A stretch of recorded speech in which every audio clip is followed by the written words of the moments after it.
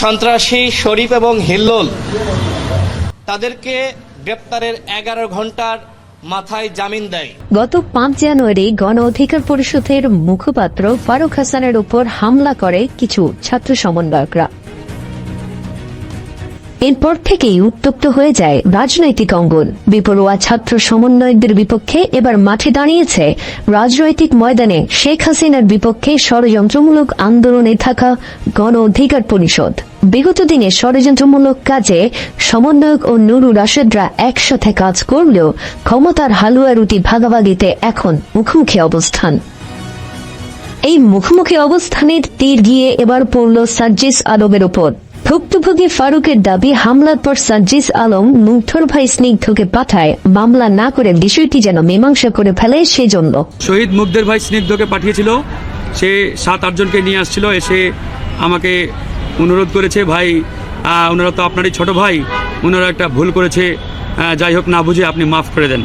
তো আমি তাকে স্পষ্ট করে বললাম, তারা যেটা করেছে এটা ভুল না, ভুল হলে আমি 100 বার মাফ করতে রাজি আছি, কিন্তু অপরাধের কোনো মাফ নেই। পরবর্তীতে ফারুক মীমাংসা না করে মামলা করতে গেলে সেখানেও সার্জিস আলমের ফোন পেয়ে মামলা রাখতে চায়নি শাহবাগ থানার পুলিশ। পরে মামলা রাখলেও গ্রেফতার করতে গড়িমসি করায় রাস্তায় নেমে আসে গণ অধিকার পরিষদের নেতাকর্মীরা। ফারুকের উপর হামলাকারীরা বাঁচার জন্য নিজেদের আহত দেখিয়ে যে হাসপাতালে অবস্থান নেয়, সেখানে ঘেরাও দেয় গণ অধিকার পরিষদের নেতাকর্মীরা। পরে পরিস্থিতি ঠান্ডা করার জন্য সেনাবাহিনীর সহায়তায় 2 জন ছাত্র সমন্বয়কদের লোক দেখানো গ্রেফতার করে ডিবি পুলিশ। এরপরই ছাত্র সমন্বয়কদের পক্ষ থেকে হুঁশিয়ারি দেওয়া হয়, 24 ঘন্টার মধ্যে তাদের ছেড়ে না দিলে বাংলাদেশকে আবারও অচল করে দেয়া হবে। আহত ভাই যদি কোনো ক্ষতি হয় 24 আবার 25-এ বিভিন্ন বিরুদ্ধে দেখা গেল এমন হুমকির পর দিনই সার্জিস ও হাসনাতরা আসির নজরুলকে ফোন করে প্রেশার দিয়ে আইন মন্ত্রণালয়ের চাপে কোর্ট থেকে জামিন দিয়ে দেওয়া হয় 2 ছাত্র সমন্বয়কদের। সন্ত্রাসী শরীফ এবং হিল্লোল তাদেরকে গ্রেপ্তারের 11 ঘন্টার মাথায় জামিন দেয়। জুলাই স্মৃতি ফাউন্ডেশনের যিনি সিইও স্নিগ্ধ, তিনি ফারুক হাসানের কাছে এসেছিলেন এবং তিনি বলেছিলেন যে ফারুক ভাই আপনি আপোষ করে নেন। আমরা পরবর্তীতে দেখলাম যে এই ফারুক হাসানের বক্তব্যকে উপেক্ষা করে নিম্ন আদালতে এই আসামিদেরকে জামিন দেওয়া হয়েছে।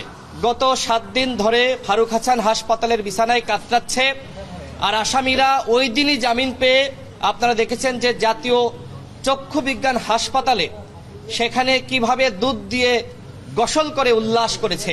শান্তিপূর্ণ দেশকে ধ্বংসকারী এই গণ অধিকার পরিষদের নুরুল রাশেদ ফারুকরা যতটুকু ভূমিকা রেখেছে, ঠিক ততটুকুই ভূমিকা রেখেছে বর্তমানে ছাত্র সমন্বয়ক নামের জঙ্গি কিশোর গ্যাংরা। অথচ আজ তারাই ক্ষমতার হালুয়া রুটির ভাগাভাগি করতে গিয়ে নিকৃষ্ট বন্য প্রাণীদের মতো নিজেরা নিজেদের মাংস খাওয়ার উপক্রম হয়েছে।